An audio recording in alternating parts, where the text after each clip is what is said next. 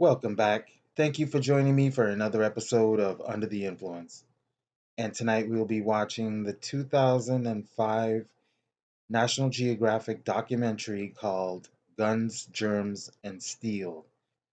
This is based on the book by Jared Diamond. He wrote in 1998, and he was trying to understand what made certain cultures advance faster than other cultures. And the documentary is pretty crazy. This is a three-part documentary, and I can't really tell you much about it because there's just so much to explain. But I think this is one of the best documentaries on human history that I've seen in a long time.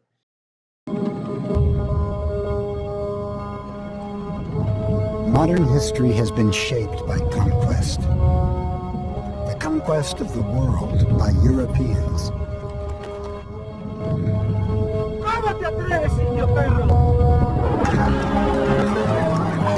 The conquistadors led the way. A few hundred men who came to the New World and decimated the native population. The secret of their success? Guns, germs, and steel.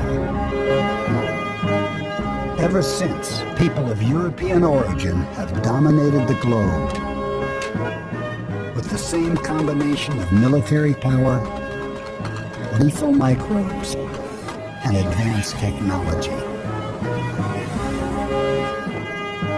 But how did they develop these advantages in the first place?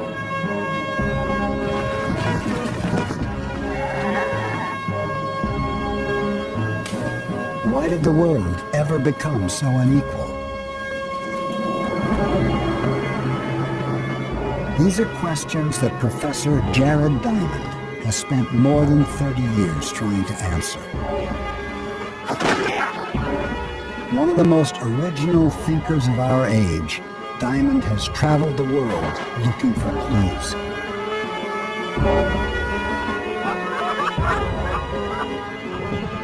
He set himself a daunting task: to peel back the layers of the past and explore the very roots of power in the modern world.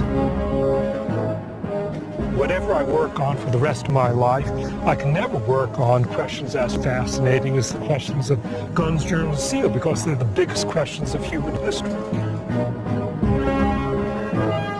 What separates the haves from the have-nots?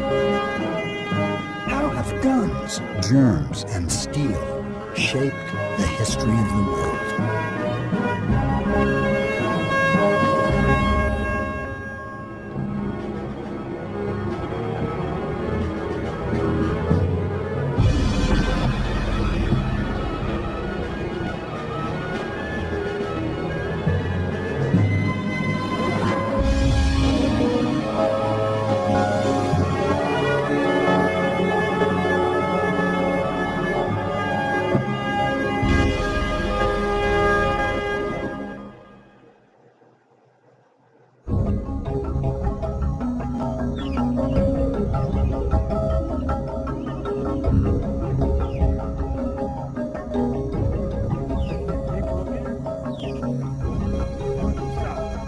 Jared Diamond's quest to uncover the roots of inequality began in the rainforests of Papua New Guinea. Look up. Oh.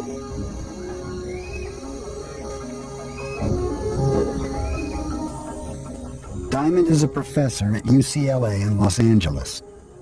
He's a biologist by training, a specialist in human physiology. But his real passion has always been the study of birds. I've learned several of their languages, and much of what I know about birds I picked up from them. Because of hard work.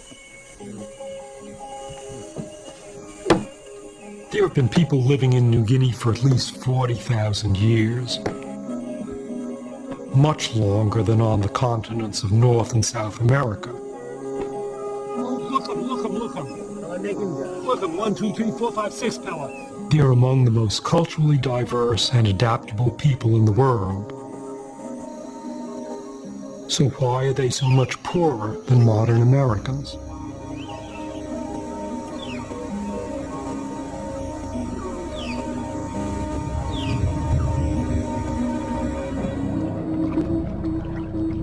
The question was put to Diamond bluntly by a man called Yali, whom he met on a beach more than 30 years ago. Why you white men have so much cargo and we New Guineans have so little? Yali's question really threw me. It seemed so simple and obvious, and I thought it must have a simple and obvious answer. But when he asked me, I had no idea what that answer was. Why you white men have so much cargo and we New Guineans have so little?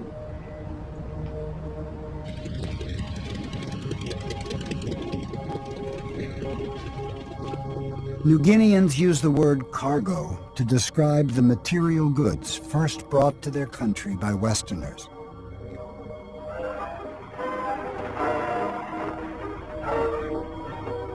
Cargo was regarded by many as evidence of the white man's power. It was treated with an almost religious reverence.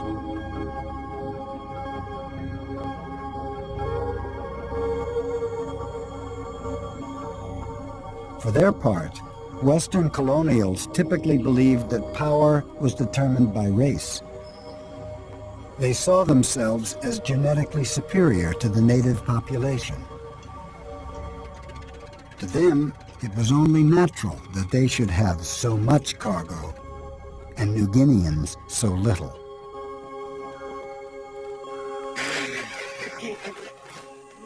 To me, any explanation based on race is absurd.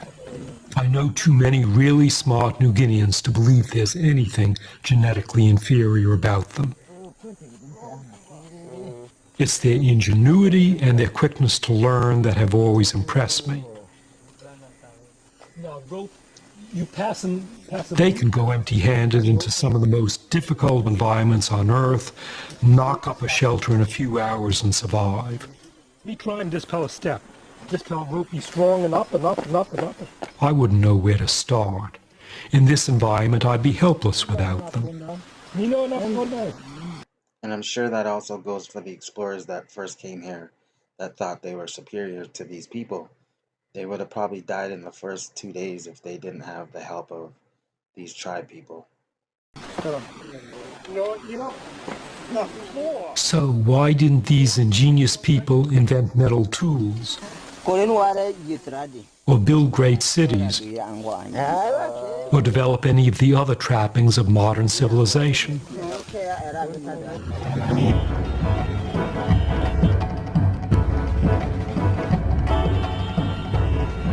The world that I'm from is so different. The modern U.S. is the richest, most powerful state on Earth.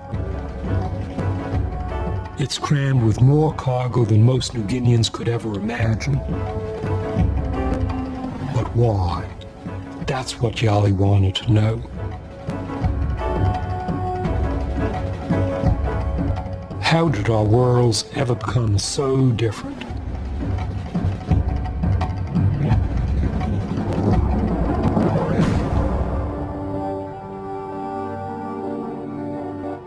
Diamond realized that Yali's question was far bigger and more complex than it first appeared. It was really about the roots of inequality. A question as old as human history itself. Why, since ancient times, have some societies progressed faster than others? What allowed the Egyptians to build great pyramids while most of the world was still scratching out a living? How did the Greeks ever develop such an advanced civilization? Or the Romans? Or the Maya? All great civilizations have had some things in common. advanced technology, large populations, and a well-organized workforce. If I could understand how those things came into existence, then I'd understand why some people marched faster than others during the course of history.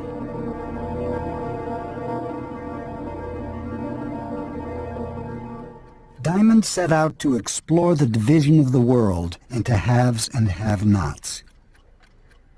It was a massive challenge that few scholars would have dared take on. He was a scientist, not a historian. How could he possibly solve the great puzzles of human history?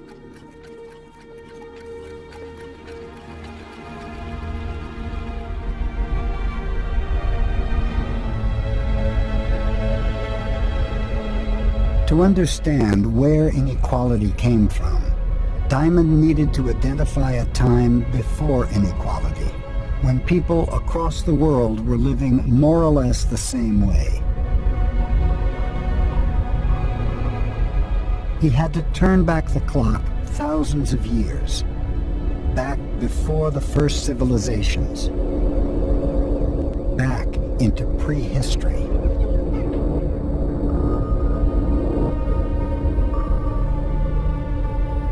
13,000 years ago, the ravages of the last ice age were over. The world was becoming warmer and wetter.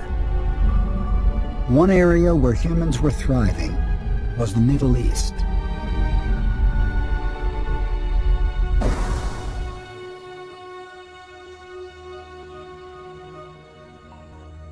"13,000 years ago, the Middle East was far less arid than today, with more forests, trees, and plants. People here lived like people everywhere at this time, as hunter-gatherers in small, mobile groups.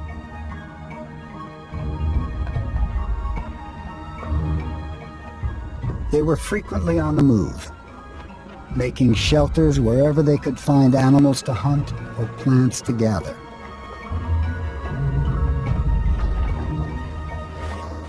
They'd live in these shelters for weeks or months at a time, as long as they could keep feeding themselves.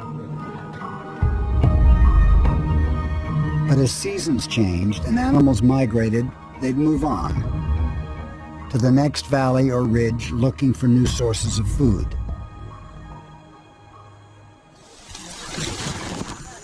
But they didn't have time to stick around. One of the few places on Earth where it's still possible to find people hunting and gathering is the rainforest of Papua New Guinea. Instead of just reading about this lifestyle in archaeological books, I've been lucky enough to witness it firsthand, to see for myself how we all lived 13,000 years ago, and how we found food.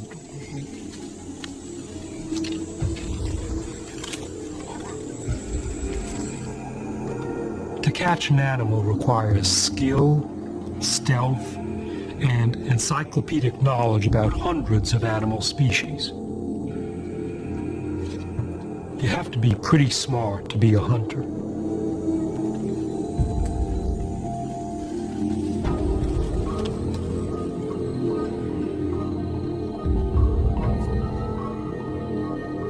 "13,000 years ago, people in the Middle East hunted in the same way, tracking down whatever game they could find.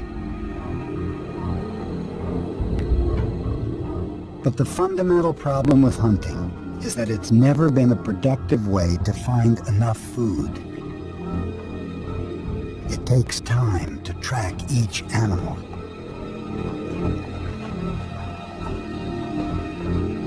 And with a bow and arrow, there's no certainty of how the hunt will end. One of something. You know could laugh. You try again. Okay. Pull him. Okay. One time more. Yes. One So you time, pull him strong. me pull him strong. Yeah, Yeah, you pull him strong and by go more yet. Yeah. me play broken bubble No on you. good, yeah, you know strong.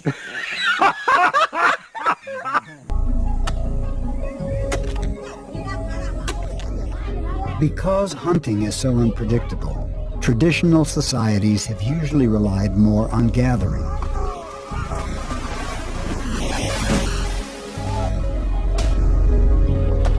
In this part of Papua New Guinea, the gathering is done by women. An important source of food here is wild sago.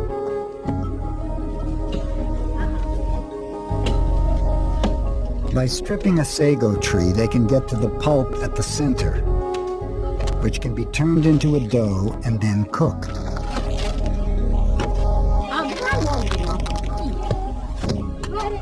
Although it's physically harder work, gathering is generally a more productive way of finding food than hunting.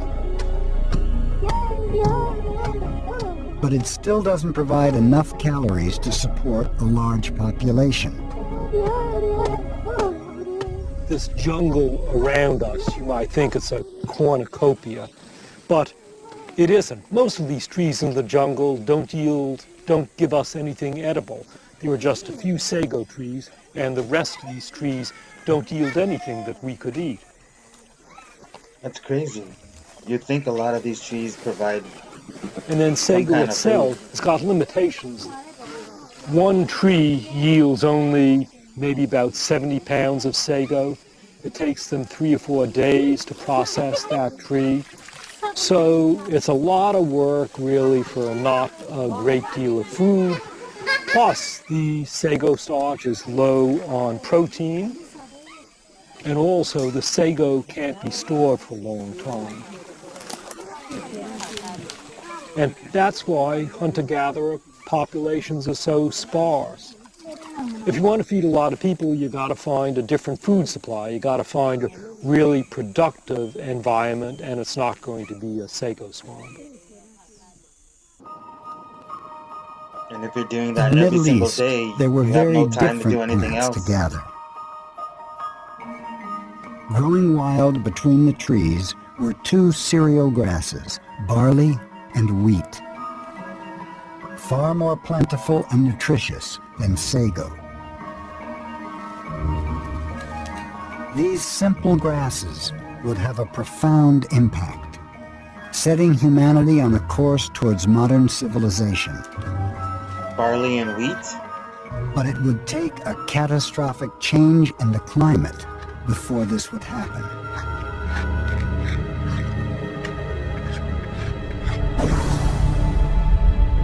12,500 years ago, the world's climate became highly volatile.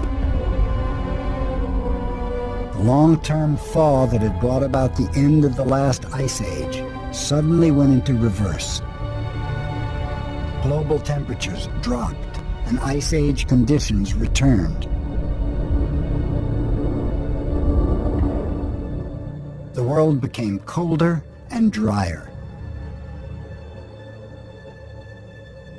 The Middle East suffered an environmental collapse. Animal herds died off. So did many trees and plants. The drought lasted for more than 1,000 years.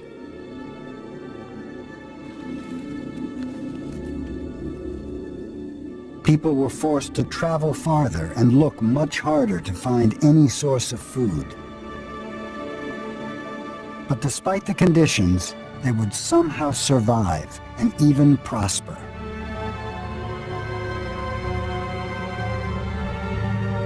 Here in the Middle East, a new way of life would come into being, one that would change the face of the earth.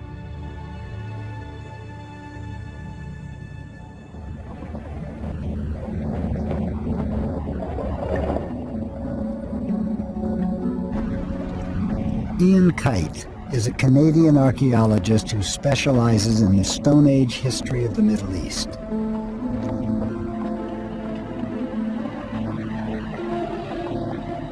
His work is focused on a site in the Jordan Valley near the Dead Sea, a place known as Dra. Kite is a co-director of the dig and works with an international team of archaeologists.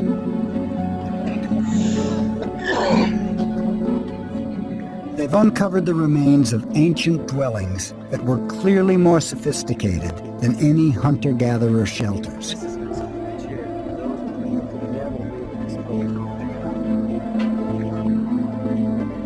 They believe this was a small village, one of the earliest permanent villages anywhere in the world. People were starting to put down roots. What we would have had was this village of, 40 to 50 people living in the same place. We would have had a series of oval huts that would have been partially cut into the ground. And these would have been very much the first time people settled down and lived in communities in a really extensive way. When they radiocarbon dated the site, they discovered that the village first emerged 11,500 years ago, at the same time as the end of the drought in the Middle East. But how was it possible to feed an entire village if times were so hard? After 4 years of digging at Dra, the archaeologists believe they have an answer. It lies in this unique structure.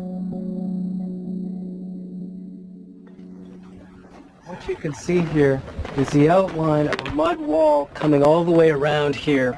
And on the inside we have a series of upright stones that have been chipped in such a way where you can see a notch on them.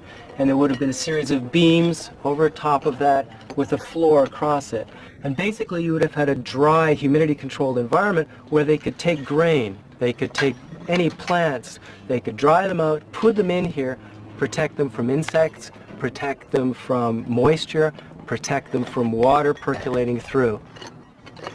What that ends up being, from our perspective, is probably the world's first granary in some form, a place where they're able to store food in a particular location on a year-round basis.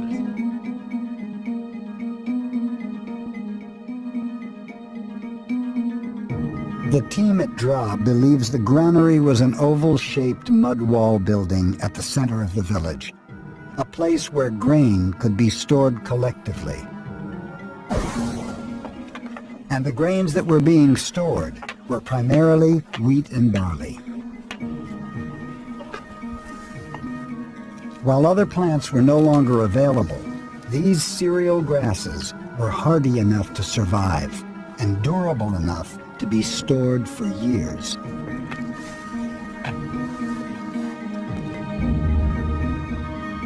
But if this was a time of scarcity, how was there enough grain to fill a granary? The answer suggests a radical shift in human behavior. At some point during the drought in the Middle East, people started growing their own food.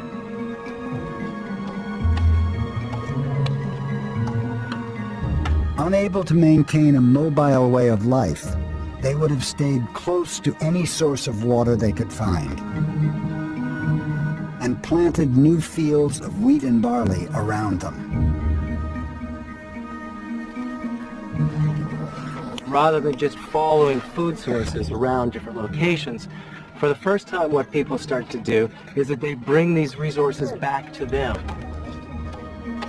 Not just as harvested food, but they're bringing them as seeds.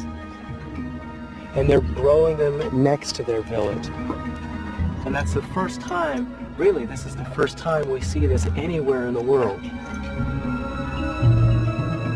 The Stone Age people of the Middle East were becoming farmers, the first farmers in the world.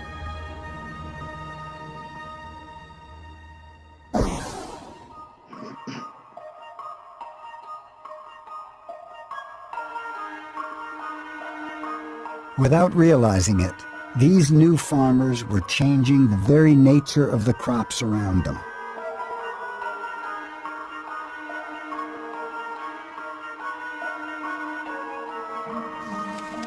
With every round of planting and harvesting, they'd favor ears of wheat and barley whose seeds were the biggest, tastiest, or easiest to harvest.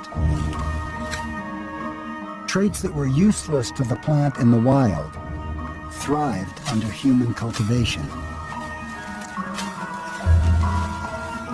They interrupted the cycle. They interrupted the normal environmental cycle and started to select these individual plants and basically rewarding those that were going to be most profitable to them. And so even though it was accidental, once that whole process started, people are starting to control nature. Controlling nature.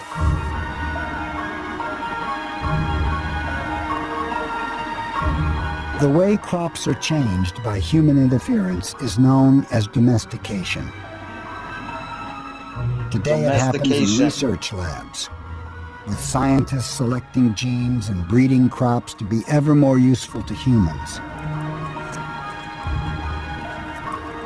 Domestication is something he's going to delve into. Process. But How he not so different domesticated from what animals. the first farmers were doing unconsciously thousands of years ago in the Middle East.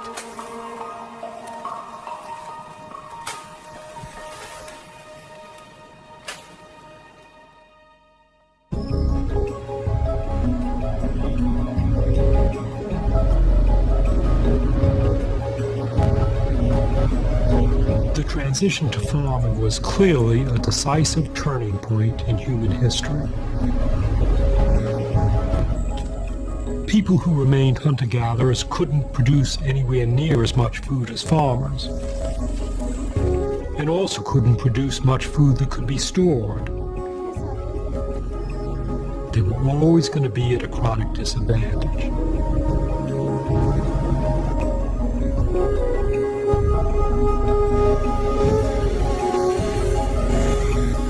Now I needed to know where else in the ancient world people had become farmers.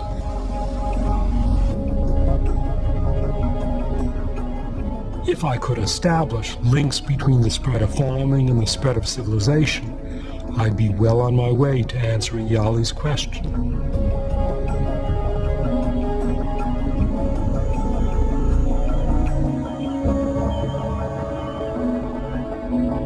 There are only a few parts of the ancient world that developed farming independently. Not long after the Middle East came China, where people grew another high-yield cereal grass, rice. Rice. Pockets of farming also emerged in the Americas, Corn. based on corn, squash, and beans.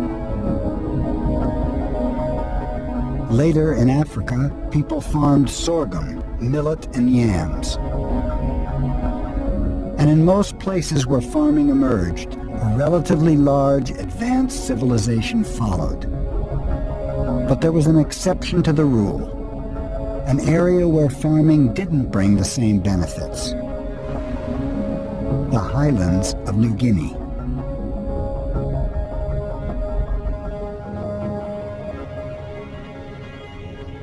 For 50 years after Westerners colonized New Guinea, they thought the highland valleys in the interior were uninhabited. In fact, they were the most densely populated part of the island, with one of the oldest systems of farming in the world. Archaeologists now believe that people have been farming here for almost 10,000 years, almost as long as the people of the Middle East.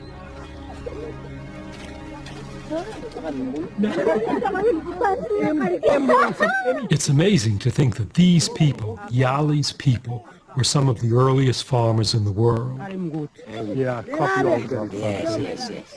But if they were farmers, why weren't they propelled down the same path towards civilization as the people of the Middle East or China or Central America? Pig milk, yeah. Why didn't they end up producing their own cargo? New Guinea farmers themselves were surely no less talented than farmers anywhere else in the world. So, what was the difference?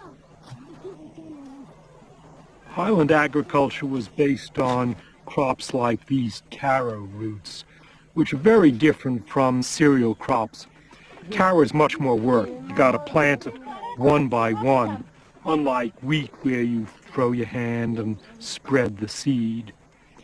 And these New Guinea crops can't be stored for years the way wheat can.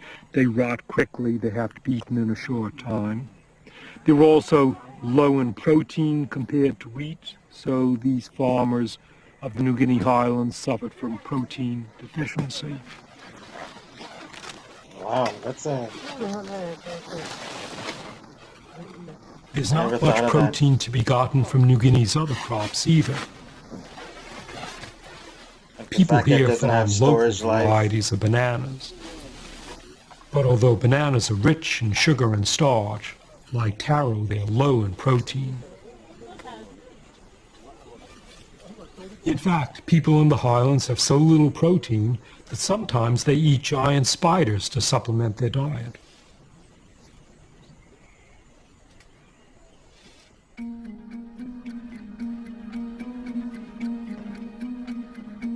So storage life, I the reached a amounts you moment could of throw seeds realization. and grow wheat anywhere. Farming was clearly crucial to the story of human inequality. But just as important was the type of farming. People around the world who had access to the most productive crops became the most productive farmers. Ultimately, it came down to geographic luck. Geographic luck. It's an audacious idea that the inequalities of the world were born from the crops we eat. According to Jared Diamond, Americans have had an advantage over New Guineans because for centuries they've grown crops that are more nutritious and productive. Crops like wheat, which provides about a fifth of all the calories they eat.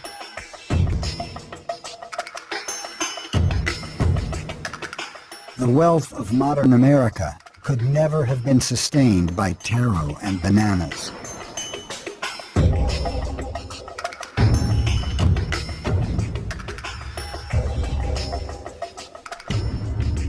But Diamond's idea seems almost too simple.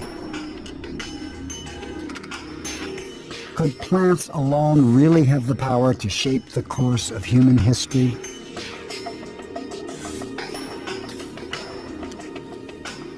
Or was there something else at play? Another reason for the division of the world into haves and have-nots.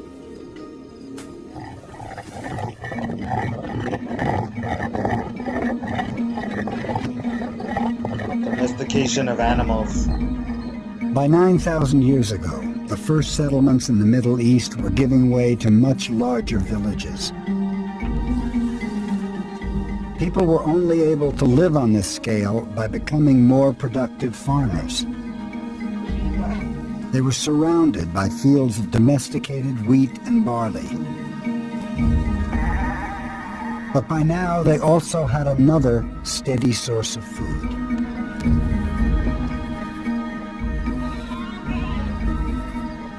What we see happening about 9,000 years ago is a remarkable transformation in the way that humans are interacting with animals. We begin to see a process of animal domestication, by which we mean humans were controlling where they were moving, they were controlling their feeding, and they were controlling their breeding.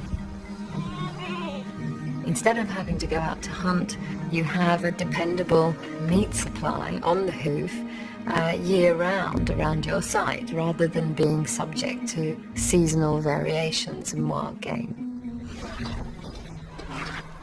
As well as meat, animals could be used for their milk, providing an ongoing source of protein.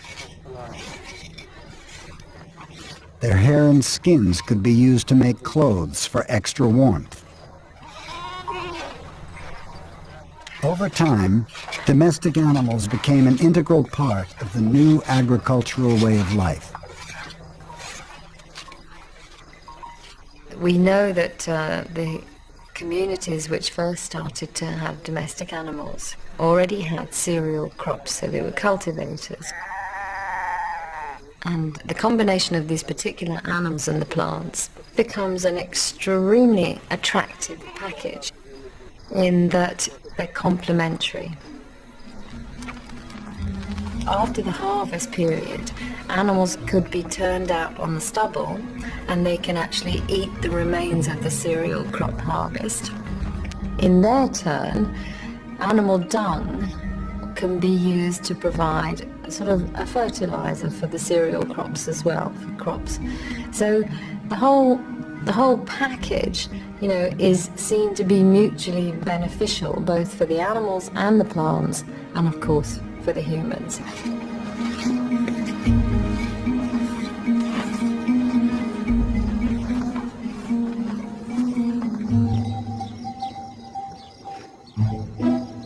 Goats and sheep were the first animals to be domesticated in the ancient world, and were eventually followed by the other big farm animals of today.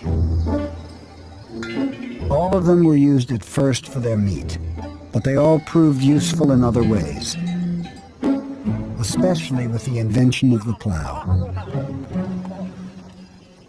Before the Industrial Revolution, beasts of burden were the most powerful machines on the planet.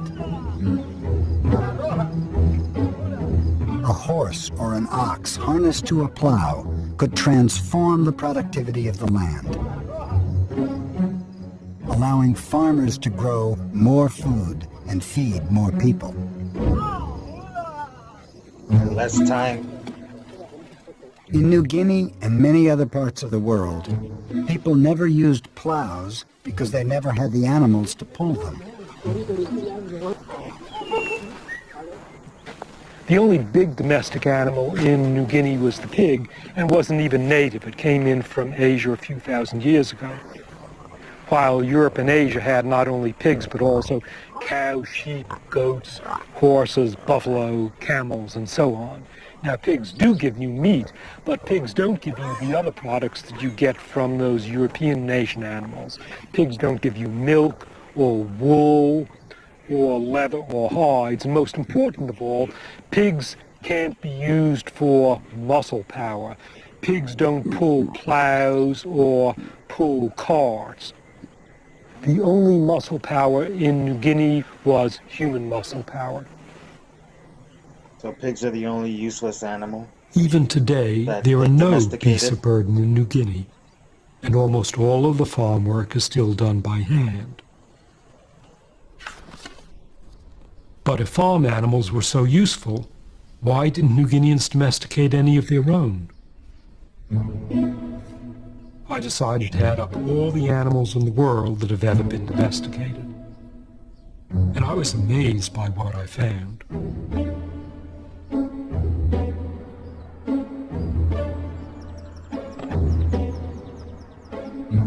There are nearly 2 million known species of wild animals, but the vast majority have never been farmed. Most insects and rodents are of no practical use to humans and not worth the effort of farming. Some birds, fish, and reptiles have been domesticated, but most are simply impractical to farm. So are most carnivores, not because they're dangerous, but because you'd have to grow other animals just to feed them. Animals that only ate grass and The wheat. best animals to farm are large, plant-eating mammals.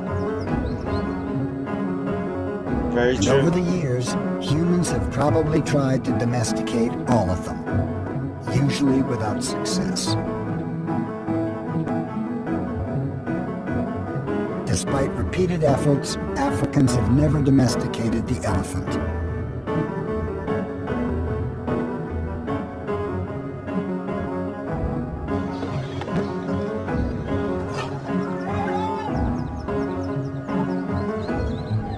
In South Asia, some elephants are used as work animals, but they're not farmed for the purpose. Instead, each elephant is caught in the wild and then tamed and trained. It doesn't make economic sense to farm an animal that takes some 15 years to mature and reach an age where it can start reproducing.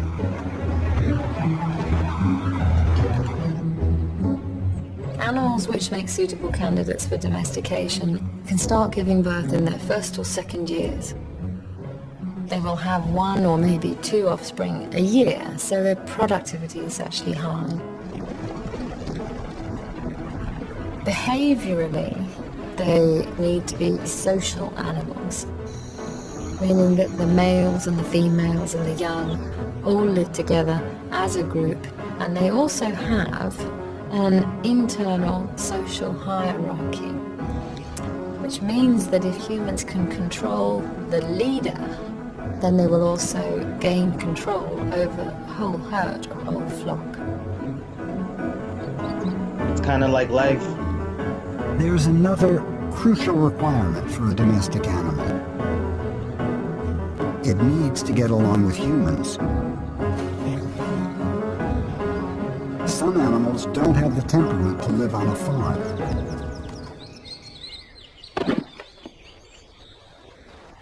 A zebra could be an ideal domestic animal, potentially as useful as a horse. But evolving in the midst of Africa's great predators, zebras have become flighty, nervous creatures.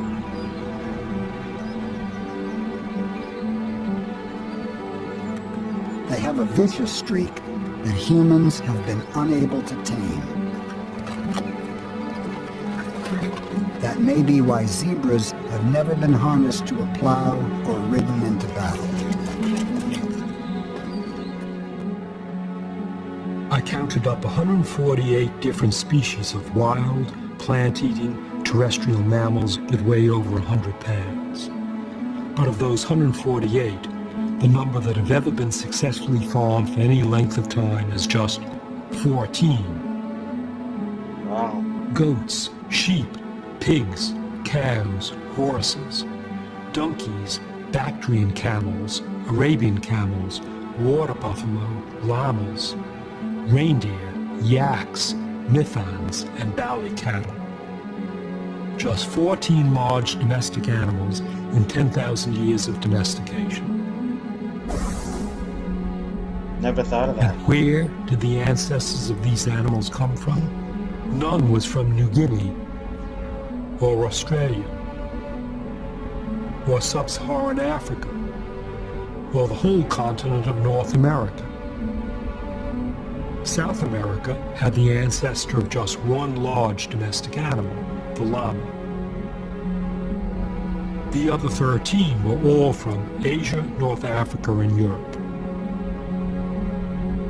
And of these, the big four livestock animals, cows, pigs, sheep, and goats, were native to the Middle East. The very same area that was home to some of the best crops in the world was also home to some of the best animals.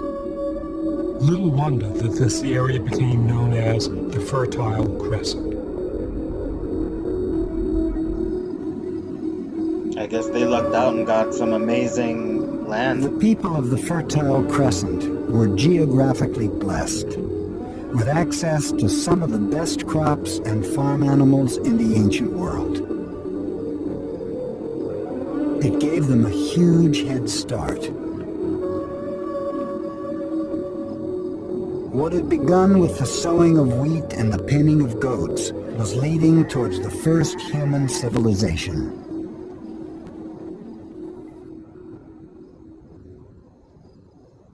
The archaeological site of Guer in southern Jordan is 9,000 years old.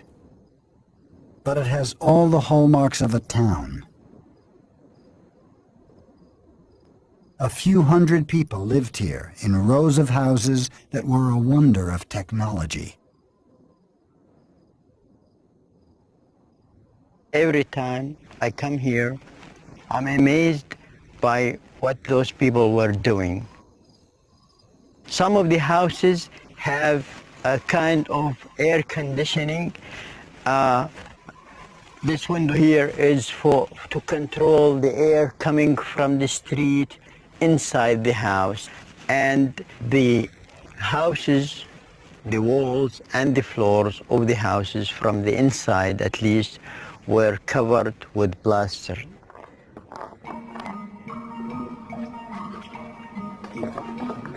So people were moving to a concept of homes. It's not a place just to sleep, it is a proper home, and people started to decorate the houses from the inside. And people were started to invest in their homes, because if we are talking about plaster, it is time consuming, it's effort consuming, it's very expensive to have plastered house.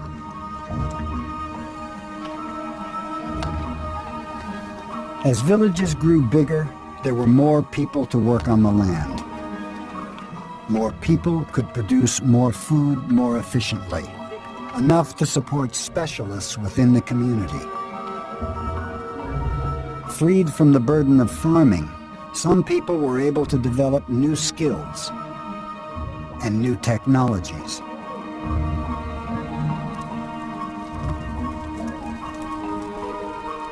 Making plaster from limestone was a major technological breakthrough. The stones had to be heated for days at a time, at a temperature of 1,000 degrees. It may seem insignificant today, but understanding how to work with fire was the first step towards forging steel, a technology that would transform the world.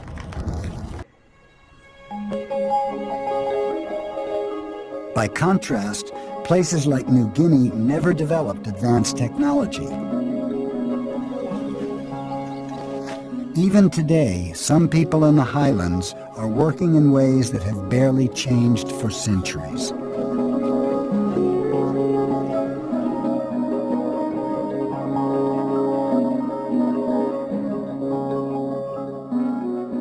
When I first came to New Guinea in the 1960s, people were still using stone tools like this axe in parts of the island. And before European arrival, people were using stone tools everywhere in New Guinea. So why didn't New Guinea develop metal tools by itself? And eventually I realized that to have metalworking specialists who can figure out how to smelt copper and iron requires that the rest of the people in the society who are farmers be able to generate enough food surpluses to feed them. But New Guinea agriculture was not productive enough to generate those food surpluses. And the result was no specialists, no metal workers, no metal tools.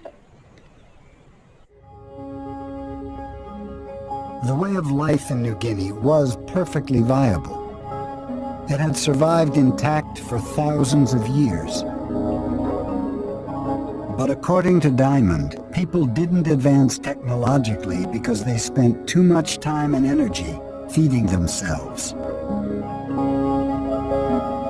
And then Westerners arrived and used their technology to colonize the country.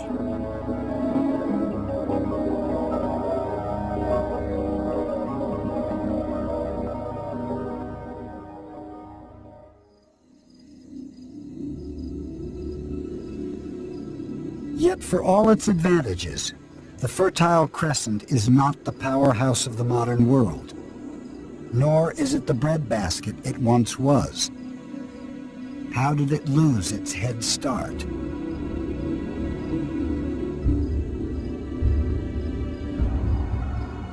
Within 1,000 years of their emergence, most of the new villages of the Fertile Crescent were abandoned. Ironically, the region had a fundamental weakness. Despite having some of the most nutritious crops on the planet, its climate was too dry and its ecology too fragile to support continuous intensive farming. People were destroying the environment.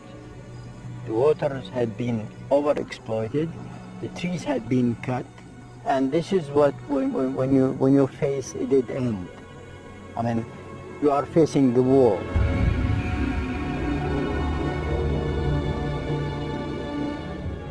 You will end with landscape like that.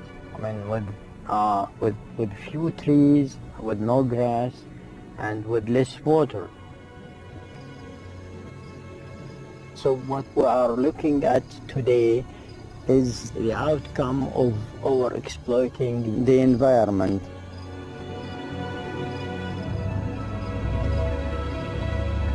Unable to farm their land, entire communities were forced to move on.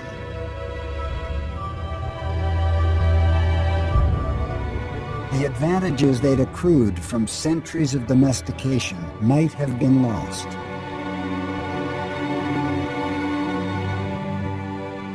But again, geography was on their side. The Fertile Crescent is in the middle of a huge landmass, Eurasia. There were plenty of places for farming to spread, and crucially, many of those places were to the east and west of the Fertile Crescent at roughly the same line of latitude.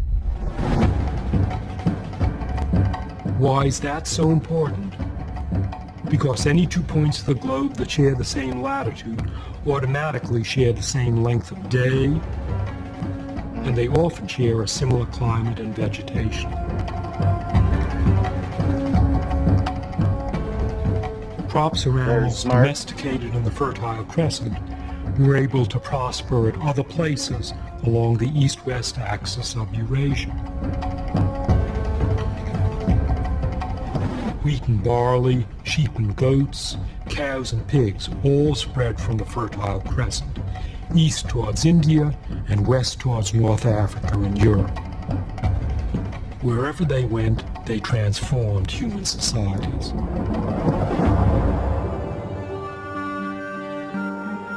Once the crops and animals of the Fertile Crescent reached Egypt, they caused an explosion of civilization.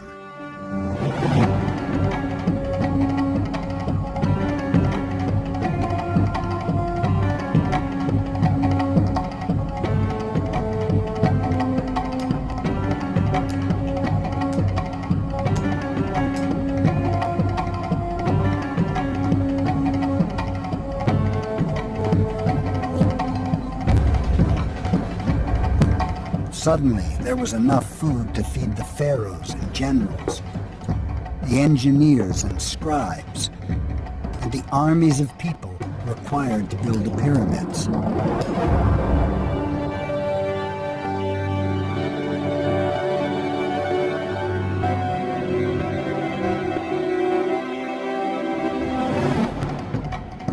The same is true of European civilization.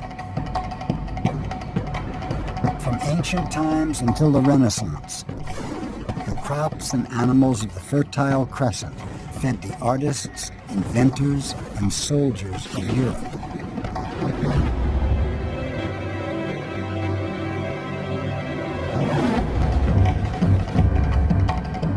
In the 16th century, the same crops and animals were taken by Europeans to the New World. At the time, there was not a single cow or ear of wheat in all the Americas.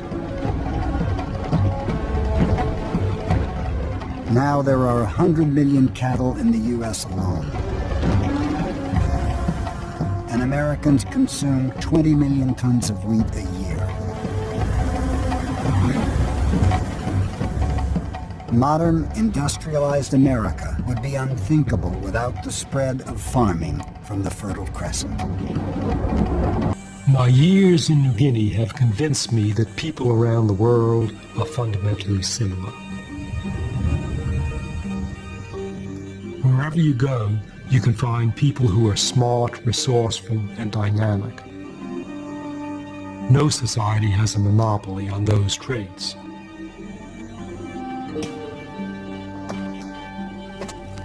Of course, there are huge cultural differences, but they're mainly the result of inequality. They're not its root cause.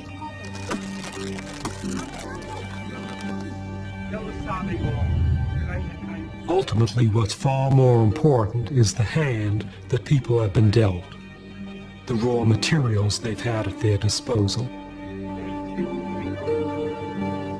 New Guineans acquired pigs from Eurasia, but not cows or sheep or goats, or horses or wheat or barley. They didn't develop in the same way as Europeans and Americans, because they didn't have the same raw materials.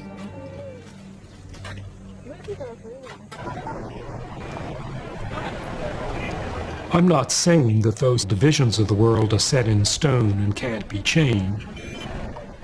It's quite the opposite. The towns of Papua New Guinea are becoming bigger and more developed, populated by modern New Guineans trying to catch up with the rest of the world.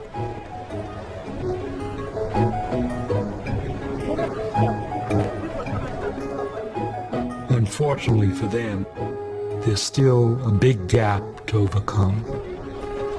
Why you white men have so much cargo and we New Guineans have so little? Yali caught me by surprise 30 years ago.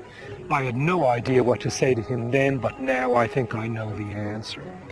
Yali, it wasn't for lack of ingenuity that your people didn't end up with modern technology. They had the ingenuity to master these difficult New Guinea environments.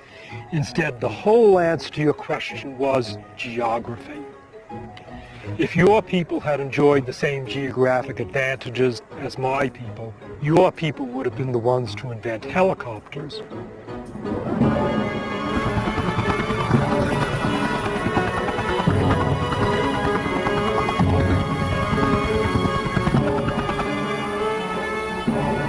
Jared Diamond set out to explore the division of the world into haves and have-nots. He's convinced the blueprint for that division lies within the land itself.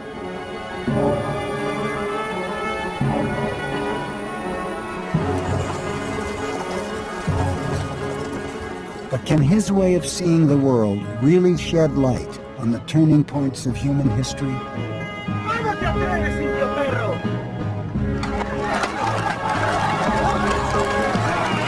Can it explain how a few hundred Europeans conquered the New World and began an age of domination?